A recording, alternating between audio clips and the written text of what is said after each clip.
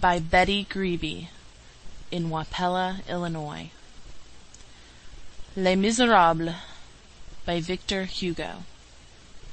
Book 2, Chapter 11. What he does. Jean Valjean listened, not a sound. He gave the door a push. He pushed it gently with the tip of his finger, lightly, with the furtive and uneasy gentleness of a cat which is desirous of entering. The door yielded to this pressure and made an imperceptible and silent movement which enlarged the opening a little. He waited a moment, then gave the door a second and a bolder push. It continued to yield in silence. The opening was now large enough to allow him to pass, but near the door there stood a little table, which formed an embarrassing angle with it, and barred the entrance. Jean Valjean recognized the difficulty. It was necessary, at any cost, to enlarge the aperture still further. He decided on his course of action, and gave the door a third push, more energetic than the two preceding. This time a badly oiled hinge suddenly emitted amid the silence a hoarse and prolonged cry. Jean Valjean shuddered. The noise of the hinge rang in his ears with something of the piercing and formidable sound of the trumpet of the day of judgment. In the fantastic exaggerations of the first moment he almost imagined that the hinge had just become animated and had suddenly assumed a terrible life, and that it was barking like a dog to arouse everyone and warn and to wake those who were asleep. He halted shuddering, bewildered, and fell back from the tips of his toes upon his heels. He heard the arteries in his temples beating like two forge hammers, and it seemed to him that his breath issued from his breast with the roar of the wind issuing from a cavern. It seemed impossible to him that the horrible clamor of that irritated hinge should not have disturbed the entire household.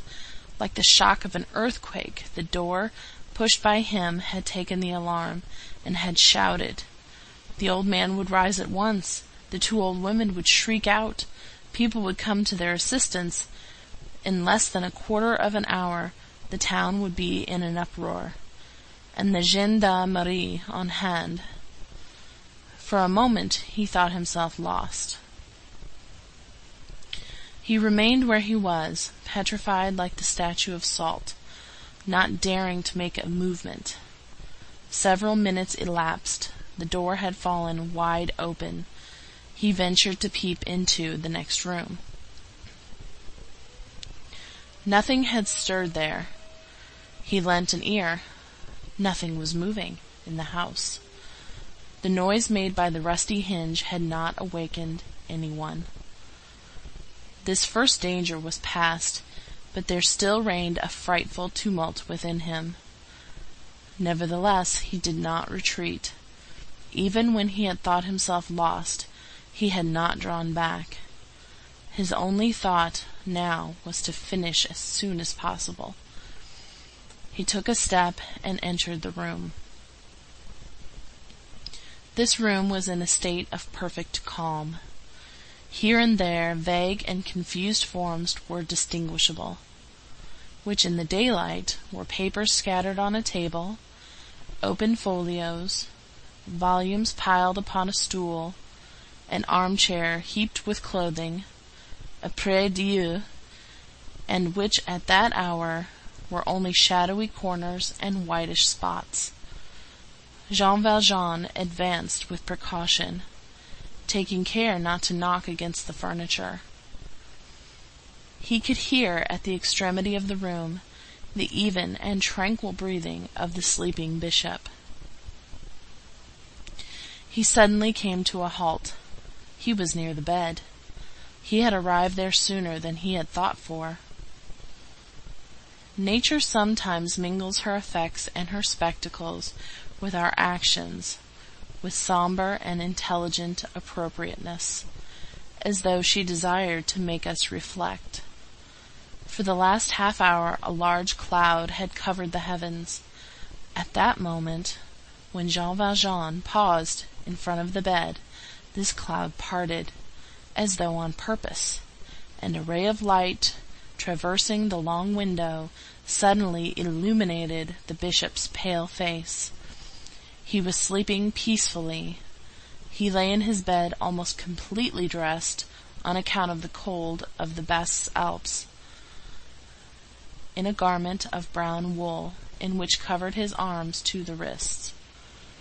His head was thrown back on the pillow in the careless attitude of repose.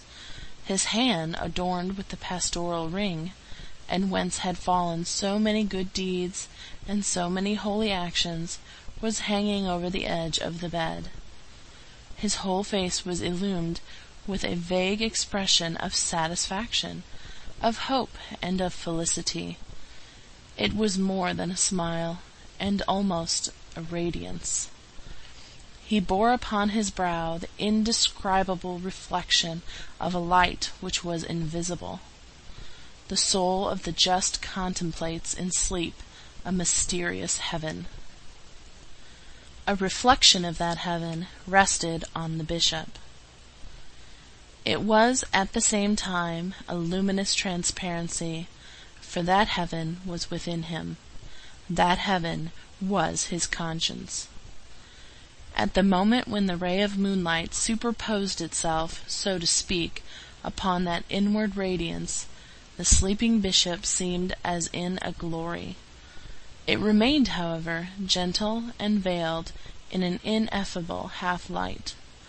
That moon in the sky, that slumbering nature, that garden without a quiver, that house which was so calm, the hour, the moment, the silence, added some solemn and unspeakable quality to the venerable repose of this man, and enveloped in a sort of serene and majestic aureole of white hair, those closed eyes, that face in which all was hope and all was confidence, that head of an old man and that slumber of an infant.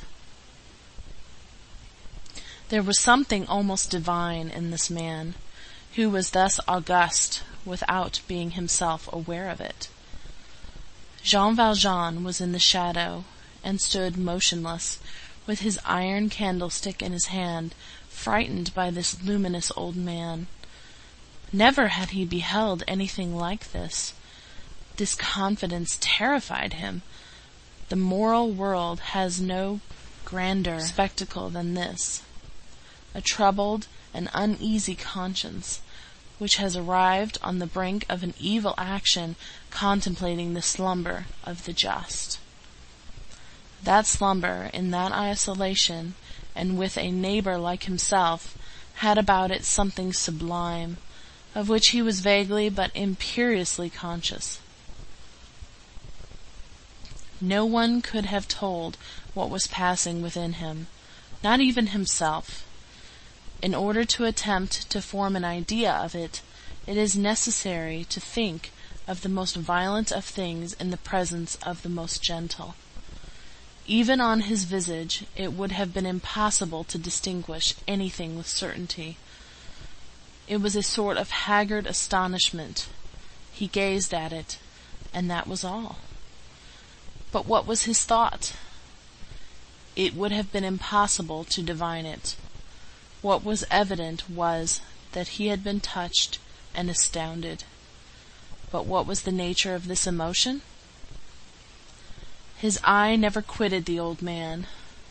The only thing which was clearly to be inferred from his attitude and his physiognomy was a strange indecision. One would have said that he was hesitating between the two abysses, the one in which one loses oneself, and that in which one saves oneself. He seemed prepared to crush that skull or kiss that hand. At the expiration of a few minutes his left arm rose slowly towards his brow, and he took off his cap. Then his arm fell back with the same deliberation, and Jean Valjean fell to meditating once more. His cap in his left hand, his club in his right hand, his hair bristling all over his savage head. The bishop continued to sleep in profound peace beneath that terrifying gaze. The gleam of the moon rendered confusedly visible the crucifix over the chimney-piece, which seemed to be extending its arms to both of them, with a benediction for one and pardon for the other. Suddenly Jean Valjean replaced his cap on his brow, then stepped rapidly past the bed, without glancing at the bishop, straight to the cupboard, which he saw near the head. He raised his iron candlestick as though to force the lock. The key was there. He opened it. The first thing which presented itself to him was the basket of silverware. He seized it, traversed the chamber with long strides, without taking any precautions, and without troubling himself at the noise, gained the door, re-entered the oratory, opened the window, seized his cudgel, bestrode the window-sill of the ground floor, put the silver into his knapsack, threw away the basket, crossed the garden, leaped over the wall like a tiger, and fled. End of Book 2, Chapter 11 of Les Misérables by Victor Hugo. Recording by Betty Grebe in Wapella, Illinois.